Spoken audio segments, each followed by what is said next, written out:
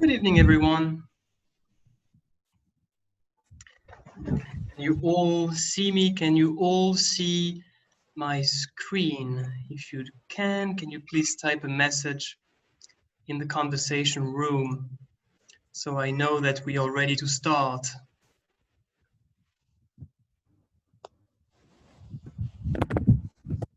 Are we all good?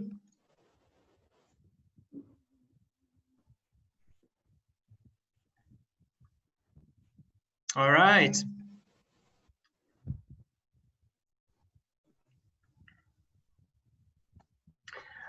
All right, good evening, everyone, and thank you very much for joining this first short webinar.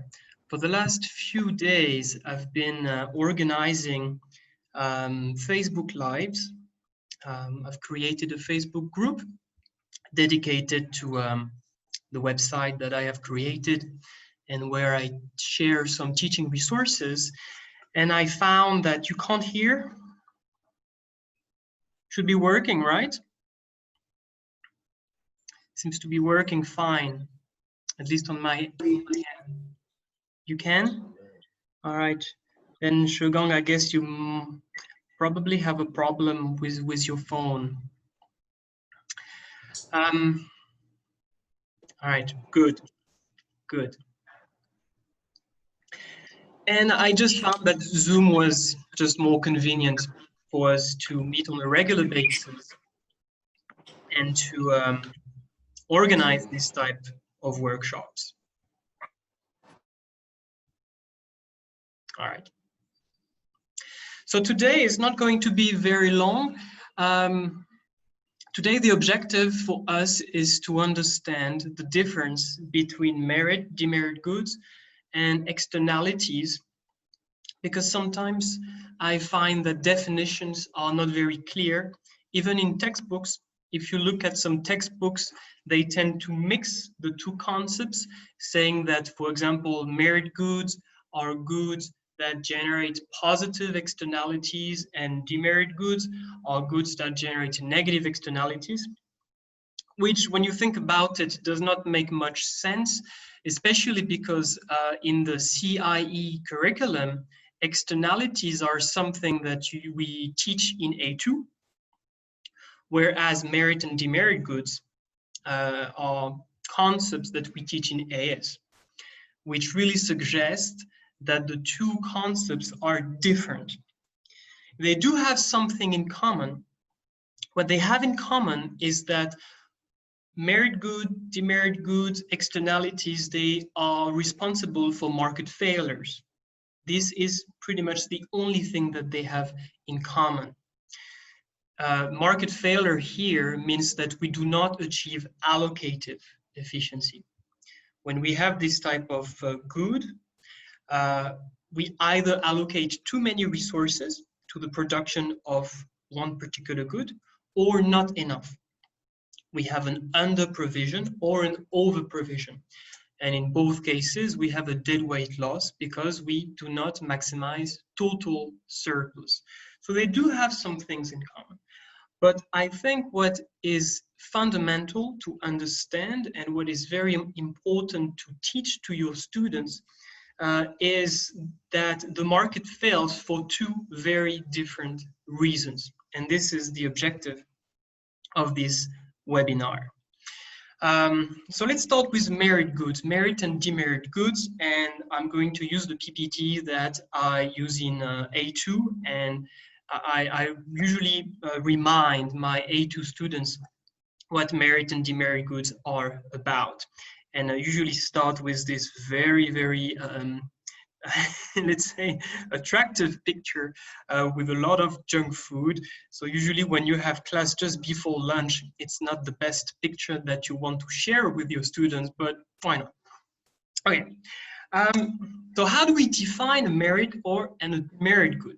All right, let me give you my view on that. To me, the best way we should define a merit good is to say that it's a good that is underprovided by the market. Underprovided means that it's not produced and consumed in sufficient quantities because of an information failure on the part of consumers. So this is not because of a positive externality. This is not because what I do has positive consequences on myself, but also positive consequences on bystanders, on third parties. The market fails because I do not have perfect or full information when I make my consumption decision. And usually the problem is that we do not make decisions that are dynamically efficient. So dynamic efficiency is something that we teach in A2, but you know that dynamic efficiency is about allocating the resources optimally or efficiently over a period of time, over a long period of time. Whereas static efficiency is about, yes, my microphone is on, so it should be working. And sorry, you see, I cannot share. I wanted to share only the PPT, but I don't have this option here, and I don't know why. Sorry about that.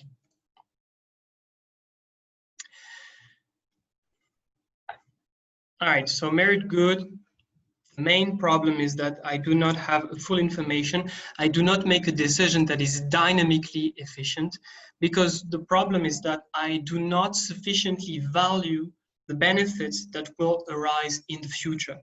I give too much importance to the cost and benefits that will arise in the present or in the near future, but I do not give sufficient importance to the costs and benefits in the future. And in particular, I do not sufficiently value the benefits that I will receive in the future.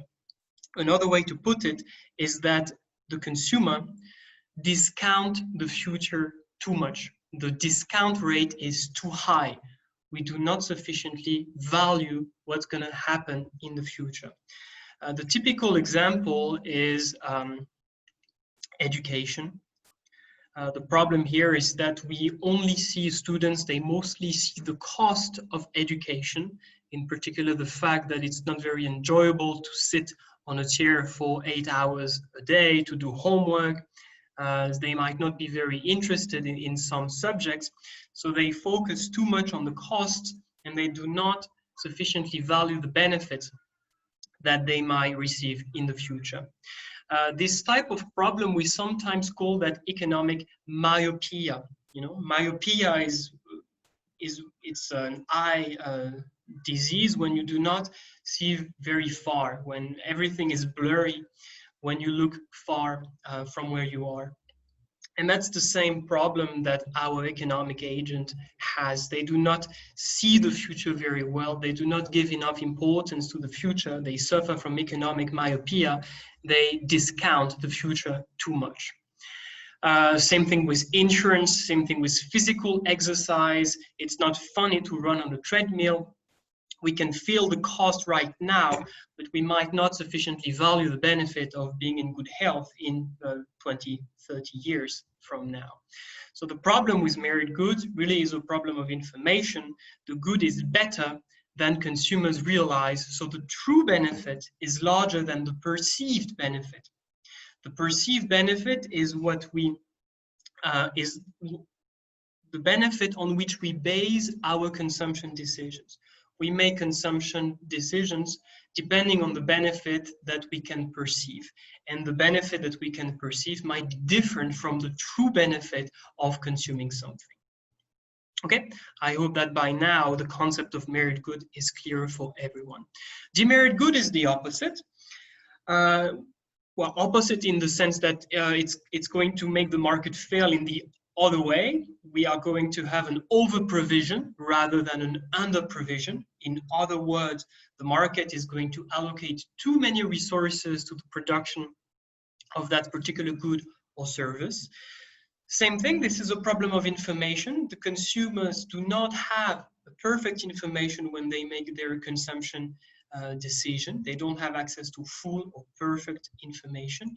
But here the problem it's that the good is worse than the consumer realizes. So instead of underestimating the benefit, as was the case with merit goods, with demerit good, consumers are going to overstate the benefit of consuming a good or service. So in this case, the true benefit is smaller than the perceived benefit.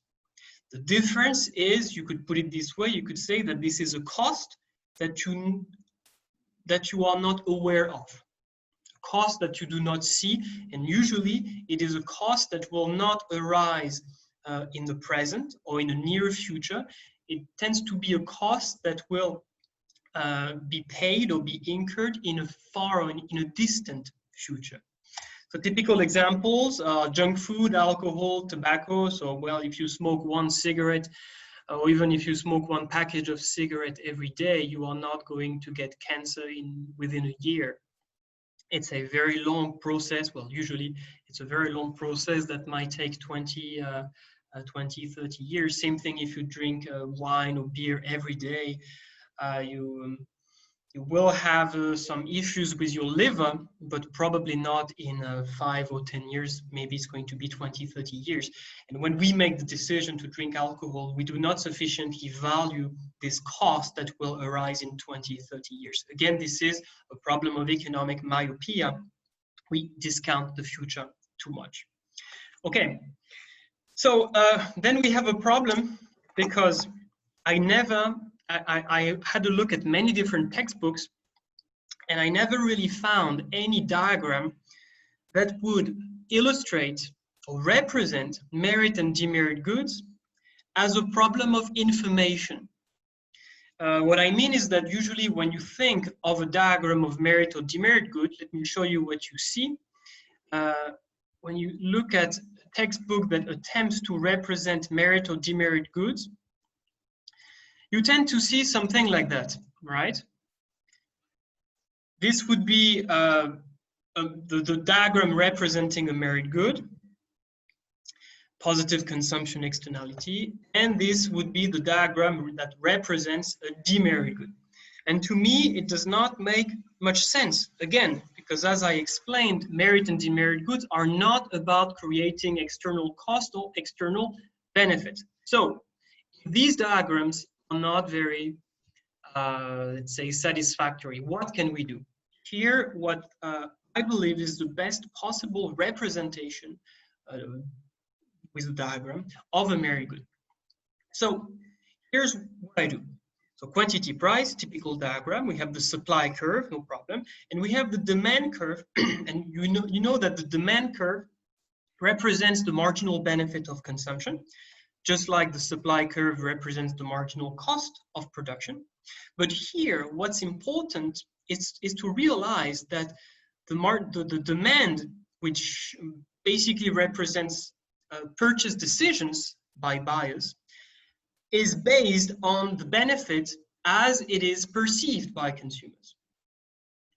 So that's why the demand represents the marginal perceived benefit of consumption. When you decide to buy a good or service, you make that decision on the basis of the information available to you, on the basis of the information you are aware of. Okay, so that's the marginal perceived benefit. And you have the market equilibrium. Supply is equal to demand. QMT, MT stands for market, PMT stands for market again. But the problem with a merit good, as I explained, is that the true benefit is greater than the perceived benefit. The true benefit, the marginal true benefit, is greater than the marginal perceived benefit. To me, this diagram makes much more sense than using the private benefit and the social benefit, because again, it's not a problem of externality. So where is the optimal quantity of merit good, the allocatively quantity of merit good, when the supply, which represents the marginal cost of production, is equal to the marginal true benefit of consumption? To opt right there. So you see that we do have a problem of under-provision. The quantity provided by the market is lower than the allocatively efficient quantity of output.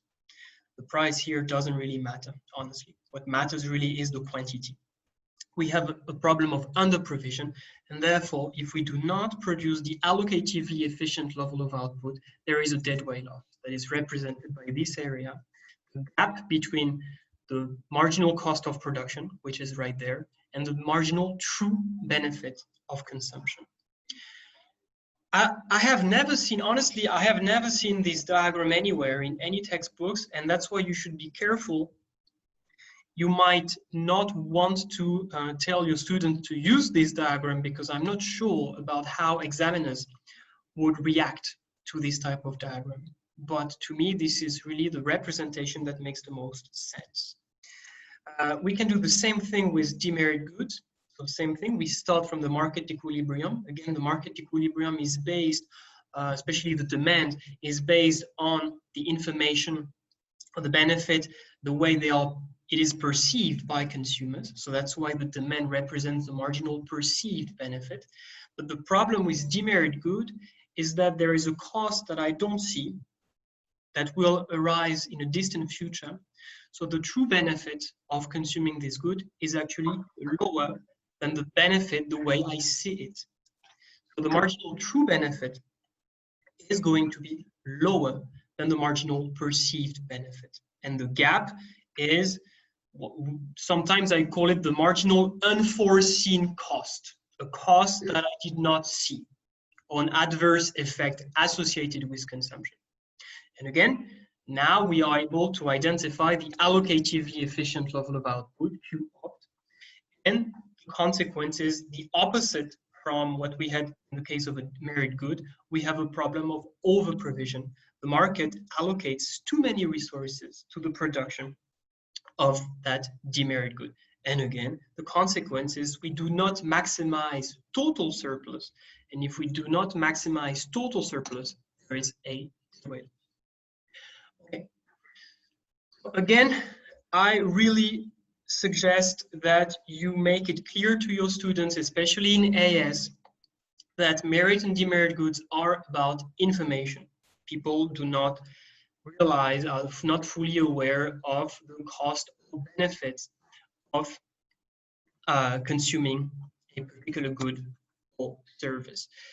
Right, something else that the best I think I added, yes, there is another slide here where I explain this problem. Many textbooks define a merit good as a good that generates positive consumption externalities and a demerit good as a good that generates negative consumption externality. To me, it does not make much sense, and explain why. And I think this example, the example of cigarettes, is probably the best example that you can use to distinguish demerit goods and negative externalities. Because when you think about it, smoking cigarettes is a demerit good in the sense that when people smoke, they might not fully understand the cost associated with the consumption of cigarettes. They might underestimate the cost of smoking, economic myopia. They do not sufficiently care about the future. To that extent, we can say that cigarettes are a demerit good. But cigarettes can also generate negative externalities. And the best example is passive smoking or secondhand smoking.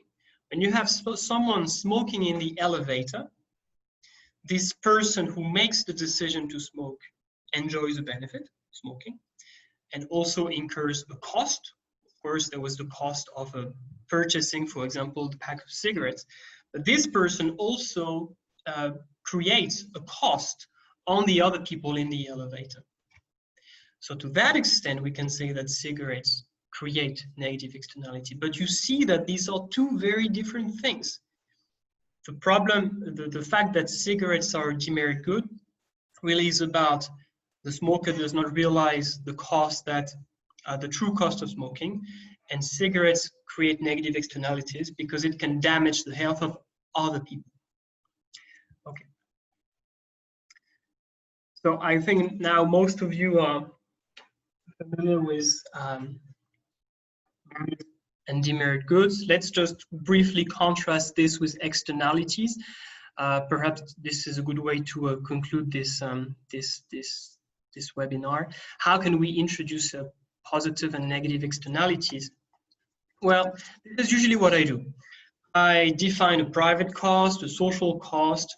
Private cost is the cost to me when I make a decision. Social cost, the cost to everyone when I make a decision.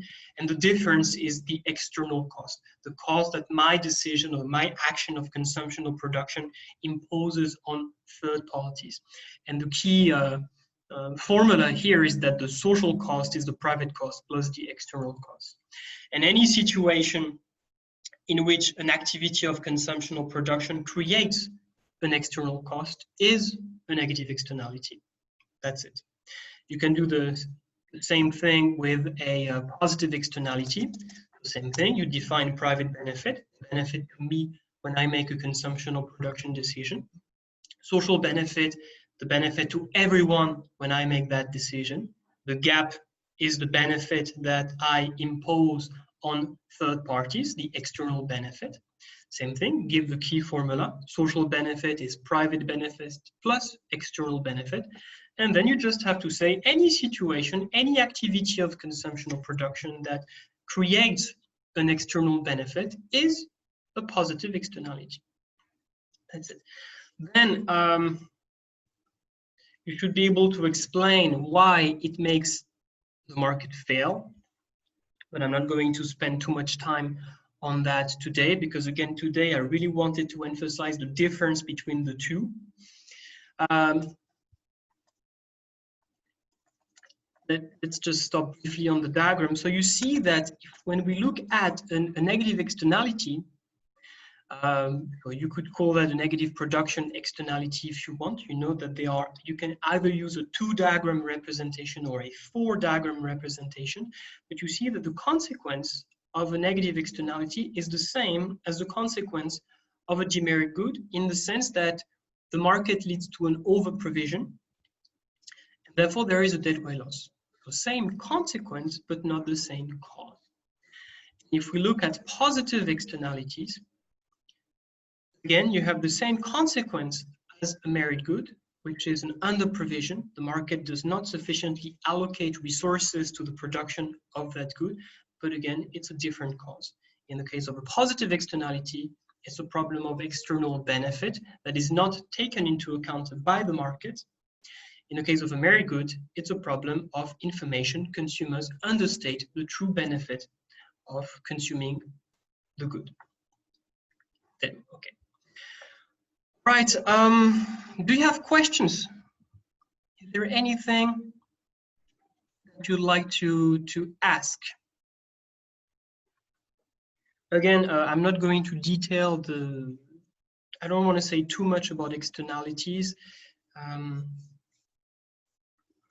just wanted to make it, to emphasize the difference between the two, because I do find that sometimes textbooks, they do not define these two concepts properly. It can be a bit misleading, especially in AS. In some textbooks, when you look at the AS curriculum, they do talk about externalities, which is something that is part of the A2 syllabus.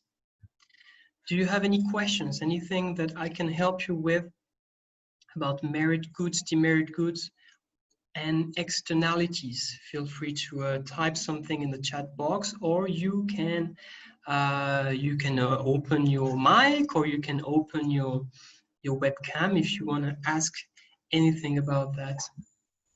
Actually, you know, I outlined the fact that with externalities, there are two possible representations. There is a 2-diagram representation, where you only represent one diagram for negative externalities, regardless of whether it is a consumption or production externality. And then you have one single diagram for positive externalities. Same thing, regardless of whether it is a consumption or production positive externality. And then you have the 4-diagram representation, where you have one diagram for each. I think I have it here. Yeah, negative production externality, positive production externality, positive consumption externality, negative consumption externality. I like the 2-diagram representation better. I think it makes more sense, and I think I will organize a dedicated webinar explain the difference between the two types of representation, because again, if you open one textbook, you are going to find the two diagram representation, and if you open another textbook, you will find the four diagram representation, which can be a bit confusing for teachers and even more confusing for students. It is a bit technical to understand the difference, so that's why I want to organize something separate. Okay. Any questions? Anything else you'd like to say? Are we good? So I'll try to organize this type of Zoom meetings as often as possible. Perhaps not every day, but at least once a week or 2-3 times a week. The objective is to focus on something very specific, just as was the case today. And usually I try to focus on some tricky aspects of the syllabus, things that are difficult to teach, things that students are confused about, and hopefully through these webinars we will be able to understand that better together. All right, thank you everyone. You have my contact information you see here. This is my email. Actually, this email is old now. Please do not use this one. You have my WeChat ID. Well, this is again the old website. Hello? Hello, Dr. Servan. Hi. Hi. Hello, Joe. Thank you. And yes, thank you. And this is the first time I came here. I can hear you. Yeah. And I want to know how long will be next activity. It could be tomorrow. Oh. Tomorrow. Oh. Yeah. Why not? Really? Yeah. Okay. Again, these are short webinars, and the advantage is that they do not require too much preparation for me. I am actually working with Cambridge at the moment to organize a more official workshop about economic efficiency. This workshop will be organized by Cambridge on August 15th. Sorry, on August 15th.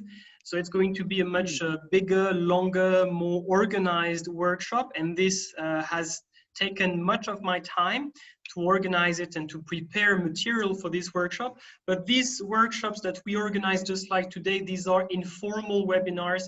So the advantage is that I can organize this type of event pretty much every day. So yeah, Joe, if you have a topic, a suggestion on something that we could discuss together, then feel free to send me a message about a topic in which you are interested, and I can do something. No problem. Okay, thank you. Thank you, Joe. And to answer your question, Shugong, I hope I have your name right. I currently teach A-Lab, A2, AS, and IGCSE from the Cambridge curriculum. Very good. And I used to teach AP. I have taught AP Micro and AP Macro for 3 years. And I have also taught IFY economics from NCUK. And before that, I used to teach economics at the university back in France, both bachelor's and master's degree. So yeah, many different subjects. So you mainly look in China, Chengdu? Sorry, say that again.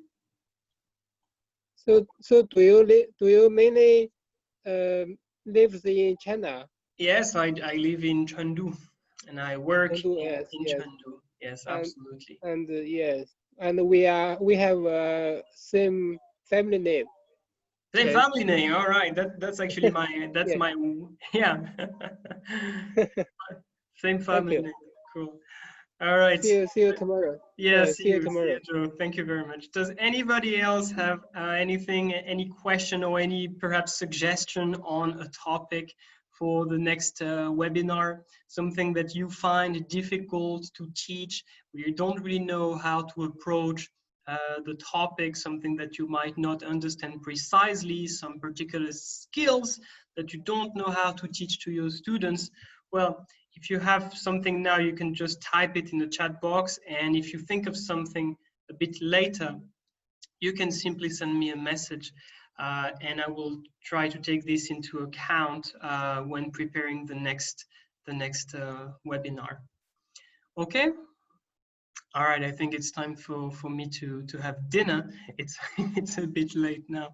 So thanks everyone.